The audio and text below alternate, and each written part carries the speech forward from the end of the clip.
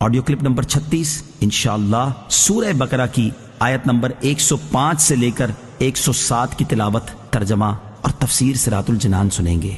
بسم اللہ الرحمن الرحیم۔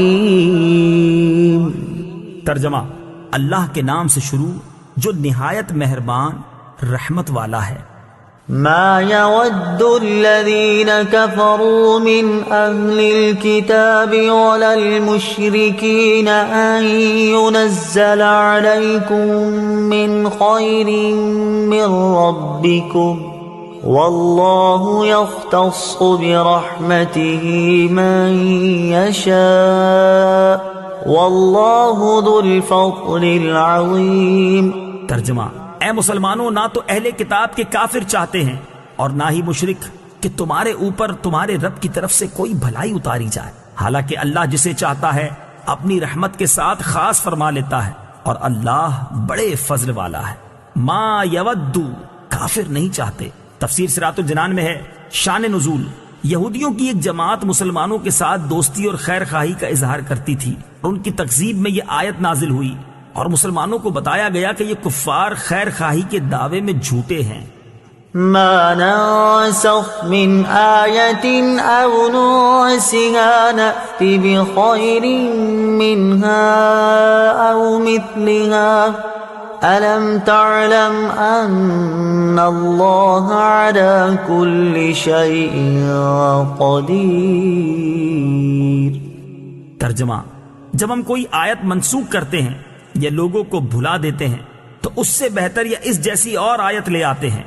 اے مخاطب، کیا تجھے معلوم نہیں کہ اللہ ہر شے پر قادر ہے؟ ما ننسخ، ہم جو منسوخ فرمائیں۔ تفسیر صراط الجنان میں ہے نسخ کا معنی ہے سابقہ حکم کو کسی بعد والی دلیل شرعی سے اٹھا دینا، اور یہ حقیقت میں سابقہ حکم کی مدت کی انتہا کا بیان ہوتا ہے۔ اس آیت کا شان نزول یہ ہے کہ قرآن کریم نے گزشتہ شریعتوں اور کتابوں کو منسوخ فرمایا تو کفار کو بڑی وحشت ہوئی اور انہوں نے اس پر اعتراضات کیے۔ اس پر یہ آیت مبارکہ نازل ہوئی اور بتایا گیا کہ منسوخ بھی اللہ تعالیٰ کی طرف سے ہے اور ناسخ بھی، دونوں عین حکمت ہیں، اور ناسخ کبھی منسوخ سے زیادہ آسان اور نفع بخش ہوتا ہے، لہٰذا قدرت الہی پر یقین رکھنے والے کو اس میں تردد کی کوئی گنجائش نہیں۔ کائنات میں مشاہدہ کیا جاتا ہے کہ اللہ تعالیٰ دن سے رات کو، گرما سے سرما کو، جوانی سے بچپن کو، بیماری سے تندرستی کو، بہار سے خزاں کو منسوخ فرماتا ہے۔ یہ تمام نسخ و تبدیل اس کی قدرت کے دلائل ہیں۔ تو ایک آیت اور ایک حکم کے منسوخ ہونے میں کیا تعجب؟ نسخ حقیقت میں سابقہ حکم کی مدت کا بیان ہوتا ہے کہ وہ حکم اس مدت کے لیے تھا اور اب وہ مدت پوری ہو گئی، صرف یہ تھا کہ ہمیں وہ مدت معلوم نہ تھی اور ناسخ کے آنے سے معلوم ہو گئی۔ کفار کا اعتراض تو جہالت و ناسمجھی کی وجہ سے تھا، لیکن اہل کتاب کو تو کسی بھی صورت یہ اعتراض نہیں کرنا چاہیے تھا، کیونکہ حضرت آدم علیہ السلام کی شریعت کے بہت سے احکام تو وہ بھی منسوخ مانتے ہیں، جیسے بہن بھائی کا آپس میں نکاح۔ یوں ہی یہودیوں سے پہلے ہفتے کے دن دنیاوی کام حرام نہ تھے، ان پر حرام ہوئے۔ نیز توریت میں ہے کہ حضرت نوح علیہ السلام کی امت کے لیے تمام جانور حلال تھے، جبکہ حضرت موسیٰ علیہ السلام پر بہت سے حرام کر دیے گئے۔ ان تمام چیزوں کے ہوتے ہوئے نسخ کا انکار کس طرح ممکن ہے؟ نأتی بخیر، ہم بہتر لے آئیں گے۔ تفسیر صراط الجنان میں ہے فرمایا کہ ہم کسی آیت کو منسوخ فرما دیں یا بھلا دیں تو اس کی جگہ زیادہ آسان اور زیادہ ثواب والا یا کم از کم پہلے والے حکم کے برابر حکم لے آئیں گے۔ پہلے سے زیادہ سہولت والے کی مثال ہے جیسے پہلے 10 گنا تک کے لشکر سے جہاد کا حکم تھا، پھر صرف 2 گنا تک کے لشکر سے جہاد میں ڈٹے رہنے کا حکم نازل ہوا۔